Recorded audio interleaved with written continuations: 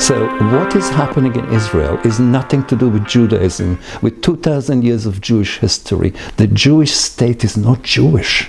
It's anti-Jewish. Because what they're doing now is totally anti-Jewish. And that is the worst thing about this genocide, that they are doing it in the name of Judaism. And I think our task now is not only to make sure that Palestinians are free, but our task is to build a Judaism like the Judaism before the First World War.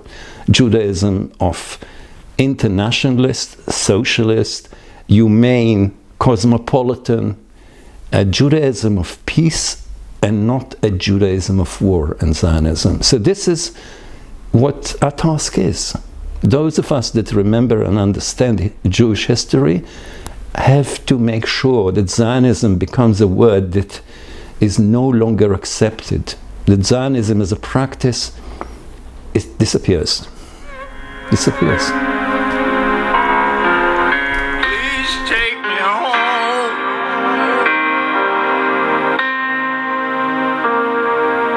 Mama, please tell me I'm dreaming. My name is Haim Bresheeth. I'm a professor at SOAS. I'm an Israeli Jew, but I wasn't born in Israel. I was born in a refugee camp in Rome because both my parents survived Auschwitz. They were Polish Jews, and they met after the war in 1945 in Torino, in Italy. They married there and moved to Rome, where I was born in 1946. My parents were not Zionists. They were Bundists. They didn't want to go to Israel specifically, but there was no other place that would take them. That was a situation of a lot of DPs after the war. By 1948, they realized that no one is going to offer them entry to any other country. So they ended up in 1948, in the middle of the war, or rather at the beginning of the war, taking me, of course, and going to Palestine, that by that time was Israel. It was the second week of the war, I think. And my father refused to undergo military training on the boat and refused to be drafted. He was probably one of the first, if not the first, people who refused to fight in 1948. He was arrested, was in jail for about 6 weeks. While he was in jail, my mother and myself also were in another jail that served for survivors. All the survivors that came from the camps were kept in a very large British jail called acclaimed. Not as prisoners, but they couldn't leave anyway. My father, in the end, they broke him down in the sense that they told him he'll be there for at least 3 years and so on. And he agreed in the end to serve unarmed as a medic. He insisted that he will not use arms. He's not going to kill anyone. So they've agreed. They had shortage of arms anyway. So he was in the Latrun, the Latrun area near Jerusalem was especially bad because the Jordanian forces that held the Latrun police station managed to kill about 2,000 of those Holocaust survivors. There was a third of all the IDF people who died. Most of them, nobody knew. They came from the boat, were driven to a battle, died without anyone knowing their name. And we then ended up going to a place called Jabaliyah. It's the south of Jaffa. It's a small town. Jaffa is an old town. It's a very old town. Jabaliyah was built in the 1920s. There's a lot of Bauhaus around there. A lovely little town. It was almost totally emptied by the Irgun in 1948, before the official war started. And so those empty flats were given to people from the camps. Every single person living there was a survivor. There were no Israelis. So 90% were survivors of the Holocaust, and 10% were Palestinian survivors of the Nakba. So that was a very unusual combination of people in Israel, unheard of before or after. And it meant, for example, that we, the children, spoke Arabic and Hebrew almost to the same degree. It also meant that there were not a lot of Zionists there. All these people from the camps didn't really believe in those ideologies. I mean, there were few that were all Zionists from before the war. But most of the people there were survivors of the camps, and they were not ideologically committed to Zionism. So it was a very unusual social and political environment. For the Israelis, those people didn't mean very much. They were cannon fodder. The war was over. They haven't put a penny into Jabaliyah, apart from renaming the place with a Hebrew name which is nonsensical, Givat Aliyah, Jabaliyah, Givat Aliyah. It's very close between Hebrew and Arabic. By the way, Jabaliyah became, we know that in Gaza, the biggest camp today is called Jabaliyah, and these are people from Jabaliyah in Jaffa. I didn't know that this flat is not ours. It's the only flat I ever lived in by then, but my mother told me when I was a little boy, maybe 3 or 4, that this is not our home. And when I said, "What do you mean?" She said, "This is a home of refugees. There were Arabs living here before us, in all the houses around us. And when they come back, we will live here and we will find another place." She believed that they will come back. She definitely believed in that. And me and my sister also waited for them to come back. Actually waited with worry, because we didn't want to leave the place we lived in. We didn't understand it politically, we didn't understand it emotionally. Yeah, in 1956, during the war, both my father and his brother that lived with us were drafted, and I was waiting for them every day to come back. After I came back from school, I would, be on the balcony looking to see if they're coming from the bus station and so on. And what happened in 1956 was Israel took over Gaza for the first time, and took over the whole of Sinai, of course. And what happened is that the Israeli army allowed people from Gaza to come back and visit Israel.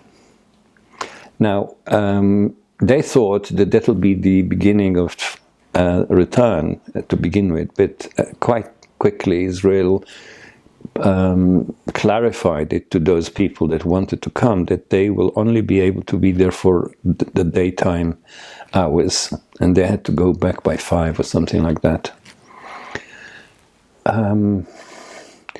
One day, before my father and my uncle returned, I saw 2 women, obviously Arabic, with 2 children, a boy and a girl, coming towards the house.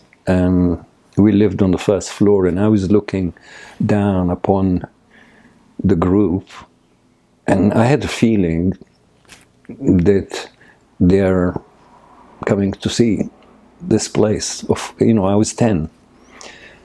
And then they stopped and looked at me. And I thought, they are coming to see us. They're coming to see the place. So I ran to my mother, who was in the kitchen, and said, Ima, they have come. I didn't say more than that. Because I was so, I was nervous and moved and didn't know what to say.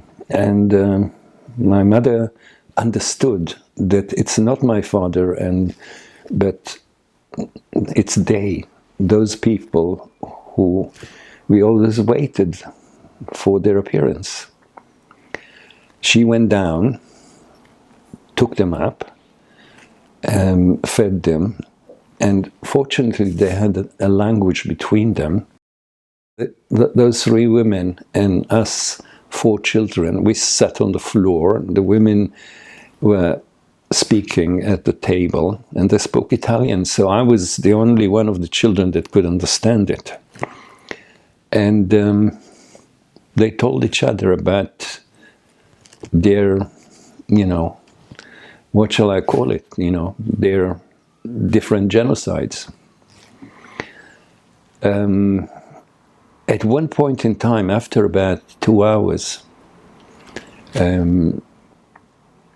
they said to my mother, can they see the flat? And she took them to the rooms, 2 rooms, and then my mother said, but I didn't tell you, I kept all your stuff. Everything that we found here, I stashed away. And there was a kind of corridor that led to the kitchen. At the end of this corridor, my father put up shelving, and everything that was in the flat was actually stacked very carefully, like in a shop. Everything was displayed, and he built a little screen that closed it. And my sister and I, were supposed not to go there anywhere, anytime. Of course we did, because it was very interesting for us. And until that moment, they told her how in 48 Jaffa was attacked, and she told them about Europe, about what happened to them. So they had a lot in common. And at one point in time, when she said to them, come and have a look, you can take everything, it's yours. I was going to keep it until you came back, and we would move out. So we'll do that, but at the moment, you can take anything you want, because it's all yours. So they went there, and us, the 4 children, went after them like little ducklings, and stood there, and they all cried terribly.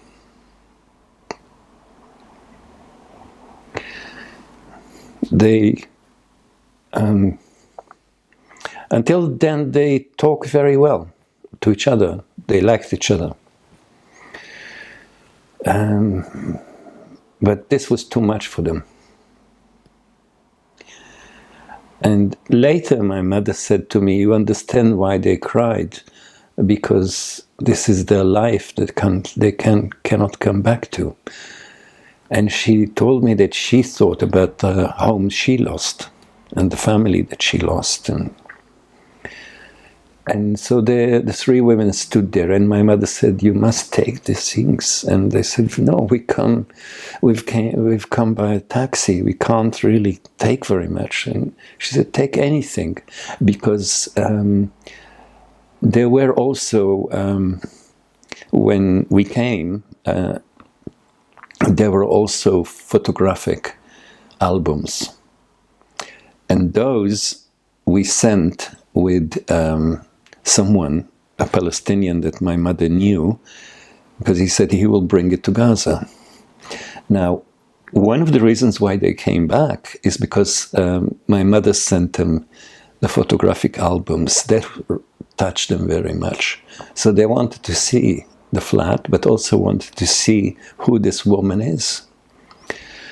So in the end, they took just, two storm lamps, oil lamps. Oil lamps were totally normal because electricity would stop and start, and So they said that's all they can carry, and they took those two and gave it to the children. The children carried it, bemused. And then they sat by the table again, and my mother said, "You know that when you come back, we will all leave. We always meant to do that." So the older woman said to my mother, "You know that we'll never come back. You know that they will not allow us." And my mother said, "No, you see, they've allowed you to come now." And so she tried to argue that they will come back. And then the woman turned to her and said, "Look, I like you very much, but you haven't gone back to Poland, have you?" And my mother said, "Yes, but this is different. We will not stay here when you come back." And she said, "They will never allow us to come back." My last memory of them is sitting on this kind of flat space of the cart, covered in the dust of whatever he carried before, and holding the two lamps. They never came back. I think that was probably the most important single event of my life as a child. And it shaped everything that happened afterwards. When I was 17 or so, after 16 they prepare you for the army. In our case it was after 14 actually. So every summer you go and do military training and the rest of it. So that when you're 18 and you're drafted, you're already a soldier, yeah? So at 17 I thought, I don't want to go to the army. And I didn't know what to do. I didn't know who to ask. I wish I knew about my father, but I didn't know about it. And, my uncle was a hero of the Soviet Union. He was one of those partisans and so on. So I thought, no, though he was a communist. So I could have asked him, but I didn't understand the politics. So in the end, I thought, what am I going to do? I don't want to be in the army. How does one arrange this? And there was no one to ask. I mean, all the people older than me by 3 or 4 or even 10 years, they served in the army and they were heroes and all the rest of this nonsense. So in the end, I didn't do anything. I mean, somebody suggested to me to join some unit that is in, these were units called Nachal, which means, fighting youth, farming fighting youth, a bit like in the Soviet Union, But these were units, military units, and they were fighting units. So I thought, what's the point? I don't want to do that. And so I was drafted very unwillingly, but I didn't do anything about it. I also was an officer in 1967 in the Golan Heights. and that wasn't fun. The good thing that happened to me is I was in the as a commanding officer in the command center. I didn't fight. I was in intelligence, so I didn't get hurt. I didn't hurt anyone. I did my whole service without being involved in violence myself. I am not sure that if I was in a fighting unit actively, that I wouldn't fight. I cannot say that, I would just stand there and do nothing. But fortunately, I didn't have to act in a violent manner during my service. And I'm very thankful for that, because I want to believe that I wouldn't harm another human being, but I don't know. I came to Britain in 1972. I went back in 1973 to fight the 1973 war. Very strange story. I didn't want to go again. My wife then was working in the Israeli embassy. She was the secretary of the military attaché, and she phoned me like 7 o'clock in the morning on the 5th of October, I think it was, and told me that the war has started and that she's booked me on a flight. That war was terrifying. War is always terrifying, but after that, I thought, that's it. I'm not going to return to Israel. I'm not going to fight.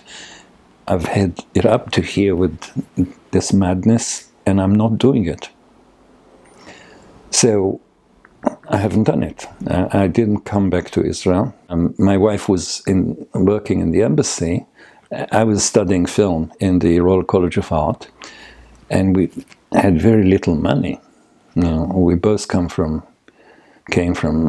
families without any money. So she said to me, you can work in the embassy as a night guard, because if you've been an officer, that's what they offered you.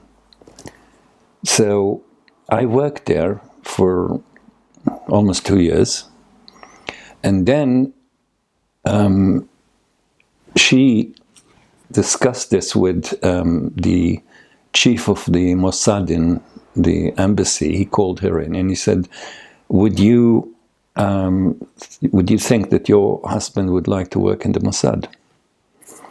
She didn't know, and I didn't know what it was. So they called me and said, we have a job. It's moving post and packages. It's very simple. We give you a package, we give you an address, and you go there and you deliver it. And we'll teach you how to do it in such a way that you cannot be followed. So they taught me the whole thing. And for a few months, I carried those packages. I wasn't allowed to touch them inside, to open them or anything, of course. And it was quite clear to me by that time that I'm delivering all kind of things to safe houses in London, all over London. One day, I thought, I know what this is that I'm carrying. Though it's in a package, I know what it is. I was sure it's a Nagra tape recorder because I'm a filmmaker and I've worked with Nagras, by then for 2 years. I know exactly how it feels, its weight and so on. So I opened the pack. In a way, it was possible to open it without leaving signs. I opened it and it was a Nagra tape recorder. And I realized what it is they're obviously collecting information here from informers. And I thought to myself, no, I don't want to do this. I said to my wife, I'm stopping doing this. I don't want to be involved in this. That was a long time before I joined Batspin, yeah? And she didn't agree because they gave us a flat, and she wanted the flat to live in, and we didn't have any money. And I said, no, I'm not doing it. So in the end, we separated over that. They actually said to me, you know, all this package carrying and all that it's not work for you. I mean, we need you for other things which are more intelligent. You're a student. You know, the students are having meetings about Palestine and so on. How do you feel about going to meetings? I didn't go to those meetings. Go to meetings, and I said, what for? They said, well, to collect names, details. I said, what do you mean? I said, you collect every detail. Who is in the meeting? Who is saying what? You know, in those meetings, everyone sits and writes. So you write all those details, and then you give it to us. And that was that was before I opened the package and discovered this. And I thought, no, I'm not going to turn into a, you know. So I said to them no, before I actually said I'm finished with this. I said no, and they put pressure on me all the time to become an informer, yeah, on other students. I said no, I'm not going to do that. I don't feel right about it.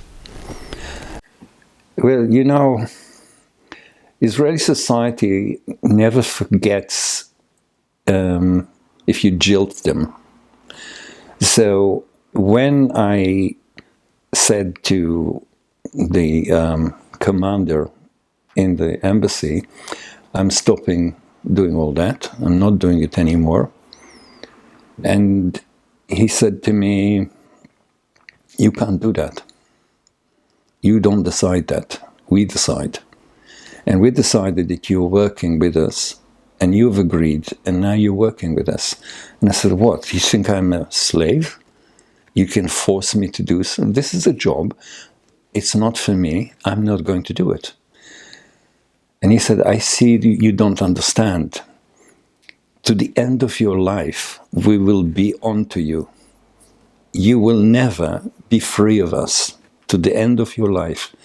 And I laughed and I said, what do you mean? You know, you asked me to do a job. I did the job. It doesn't fit me. So I'm not good at it. I'm against it. So you don't want me to do this job. And he said, if you think that this is like working in a supermarket, that you decide when you do and when you don't, and when you leave, then it's not a job in a supermarket. I said, no, I think it's a job, and I'm not good at it, and I don't want to do it. So I'm just coming to you to say, let's separate. Yeah, I'm not good for you, and it's not good for me. He said, you will not live without knowing that we are around you, after you. We will be there all the time for you. And of course, I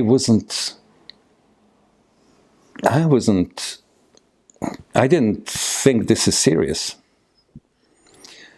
A few years afterwards, I was already working in a university in a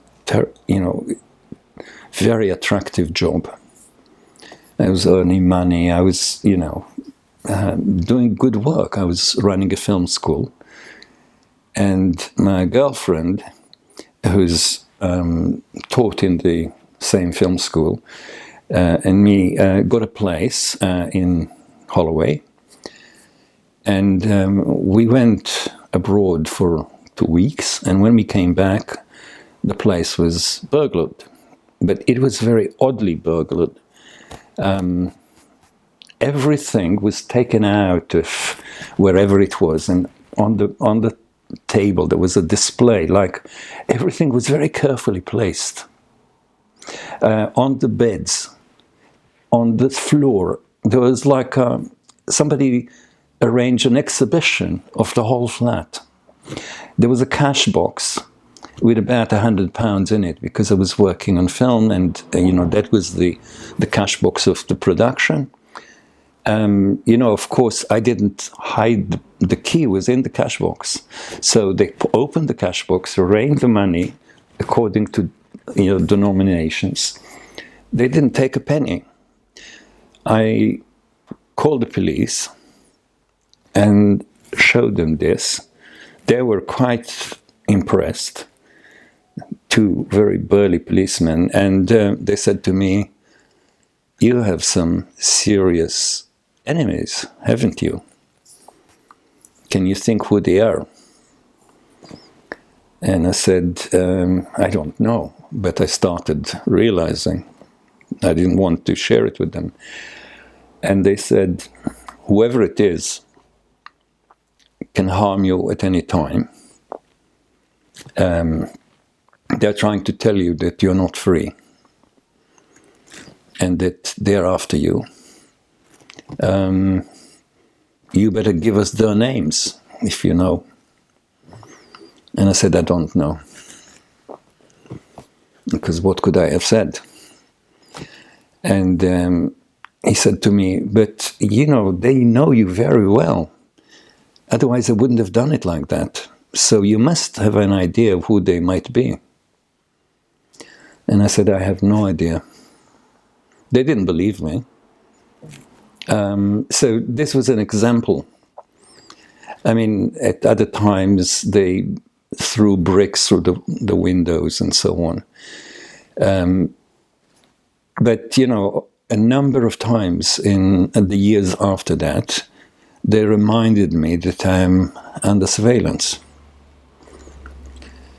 And then, of course, they stopped because, there are more important people and more important things to do. But for years, I think for about 5 or 6 years after I left, it was, things would happen, okay? This was the most clear evidence that they are onto me. They didn't break the door. Obviously, they were professional.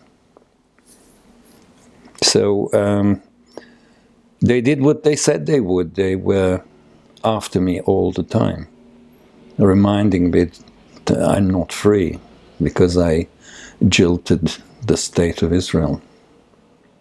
The Mossad and Israel are so powerful in terms of technology that you can't really get away from them.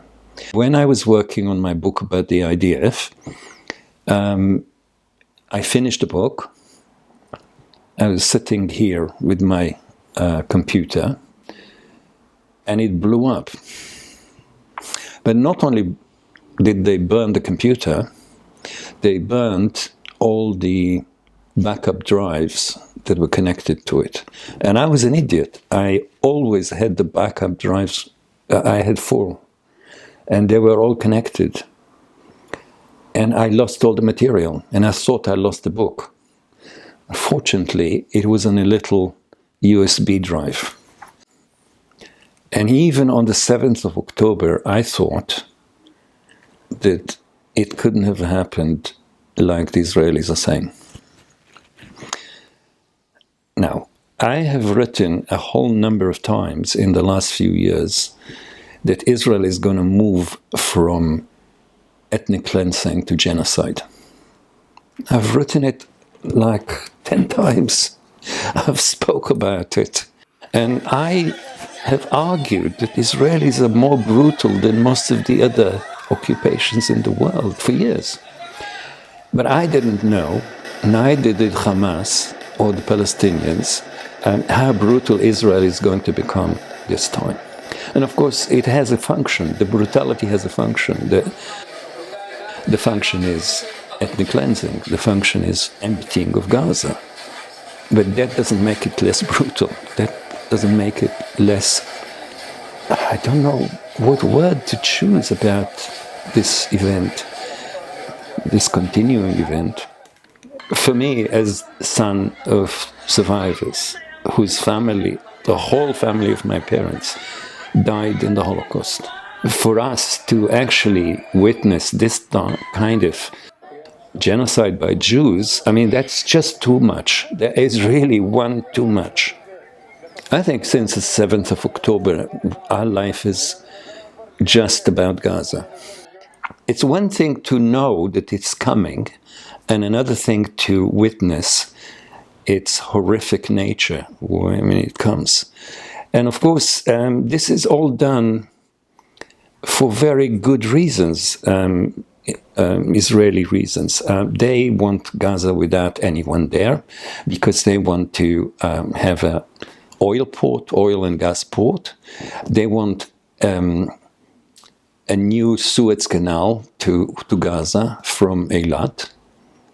So the whole thing makes sense. The oil is not theirs. The oil is Palestinian because it is facing Gaza. So as long as people live in Gaza, they can't really use the oil legally. So they've got to resolve this. And they also want to resolve them. Other parts of Palestine, of course, and they're doing everything towards getting rid of all the Palestinians. So we knew all that, and again, we've written and discussed it. But to actually see that they would go all the way towards brutality that we haven't seen in this century, that they will listen to nothing, to no law, to no convention, to no agreement. Nothing exists apart from the supremacist hatred and racism. This is without precedent. For me, I think I'm almost 80. I've never seen such evil in my life. It didn't exist, and I've seen a lot in my life that I didn't like. This is the worst thing that I have faced in my lifetime. And we're just reacting by doing all we can to make this known, to make this understood, to make this resisted in any way that society can. In this current Britain, it's very difficult to do that. We never suffer anything like what people do in Gaza or even in the rest of Palestine. But we don't manage to make a difference, you know. This is the truth. We walk every week or every 2 weeks. We speak. I probably gave like 70 interviews since the 7th of October. I've written 12 articles. I'm doing what a human can do, and it doesn't make the bloodiest simple, no difference at all.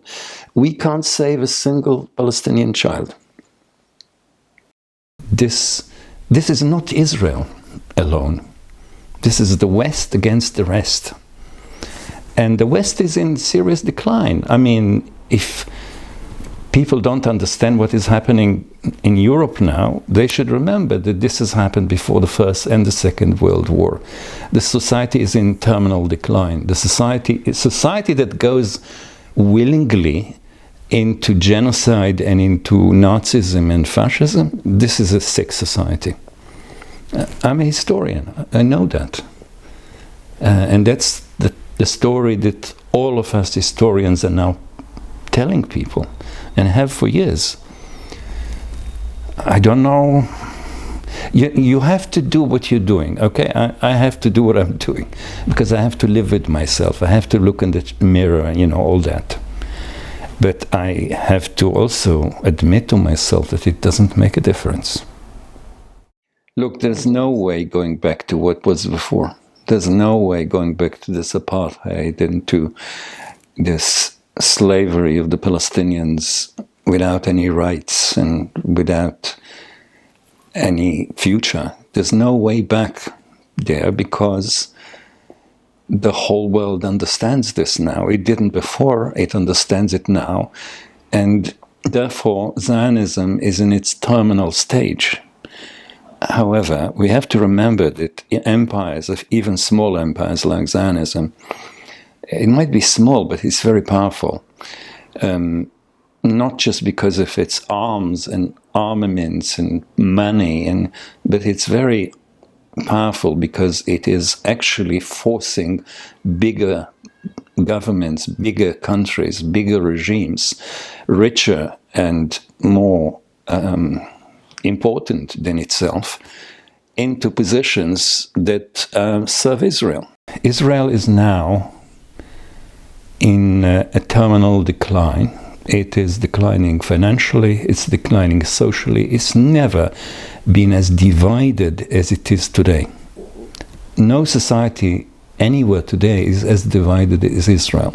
Not between Israelis and Palestinians, but Israelis themselves are totally divided, and the possibility of a civil war is almost a certainty, because nobody sees any way of, resolving this in Israel between Jew and Jew.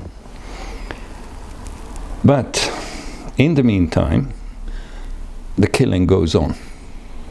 In the meantime, the stealing goes on. In the meantime, the torture, the daily torture of Palestinians from Gaza, from Jerusalem, it doesn't matter. They're Palestinians, they have no rights. So, I know from the history of governments under pressure of that type, say the Nazi regime or the Roman Empire, or all empires that are in decline are very dangerous. It's the most dangerous part. When they're at the height of their fame, they're quite liberal. All those empires are quite liberal when they're at the top. When they're going towards the bottom, they become extremely vicious and dangerous and illogical. What Israel is doing is illogical. It's the only country that faced both the ICC and the ICJ at the same time on the same case.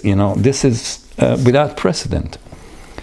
They're the only country that takes more money than any other over the almost 80 years of its existence from the West, and says to the West, bugger off, we don't have to ask you what to do. Pay up and we'll do what we want to do. So there's a lot of life to be lost before Zionism loses. They're not going to go easy. I really am welcoming the fact that at last Zionism is collapsing. But the collapse really frightens me, because this is not going to be an easy one. This is not a neat operation in the theater. This is going to be bloody. And the Palestinians, who've suffered so much for so long, don't need more suffering. And the rest of us don't want it.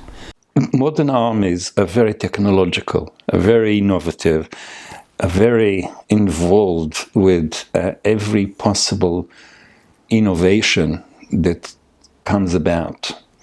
And there's no army which is more that than the Israeli army. Even the Americans are not measuring up to it sometimes. The point, however, is not about technology. You cannot defeat a people which fights for freedom. You can't do it. You can't defeat them with tanks and with 2,000-pound bombs, and every technology that ever existed is used by the Israelis. But you can't defeat a people. You can't defeat an army. Israel defeated armies in the past. It's different. An army is fighting you like an army. So in a sense, it's like two football teams, and the best wins. This is different when you fight a people. You fight millions of people. The Americans, the strongest army in history, could not win Vietnam. They cannot win anywhere that they are fighting people. They cannot win. They fail badly. Now, Israel, and I'm dealing with this in my book, Israel has been losing every time that it fought small groups of guerrillas. With big armies, they have done very well. With small groups of guerrillas that you could defeat in a week, as they thought, and as any expert will tell them, they have totally failed. In 2006, they attacked Lebanon, destroyed half of the country, killed thousands of people, had enormous damage in Israel, enormous damage in life. And what did they achieve? They achieved that in the end, they needed the Americans to be able to leave Lebanon, because otherwise they will all be dead. The same happened in 1982. The same happened in the Intifada. They killed a lot of children that threw stones. So they didn't defeat them.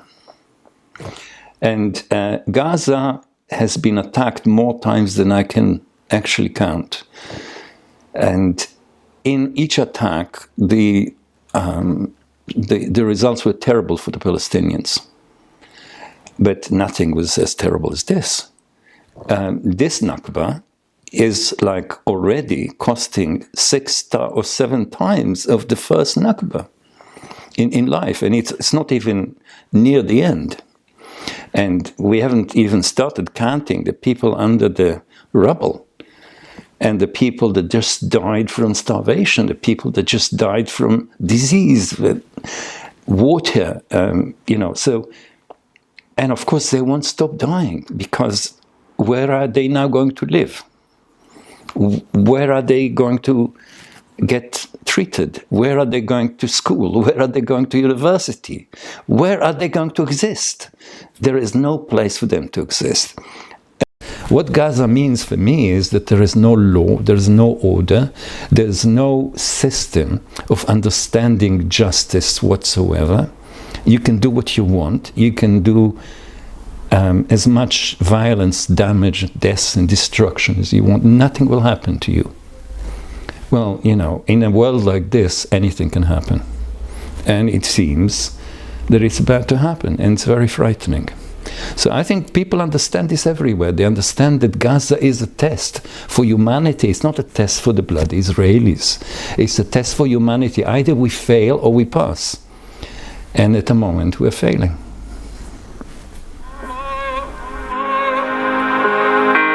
Please tell me I'm dreaming.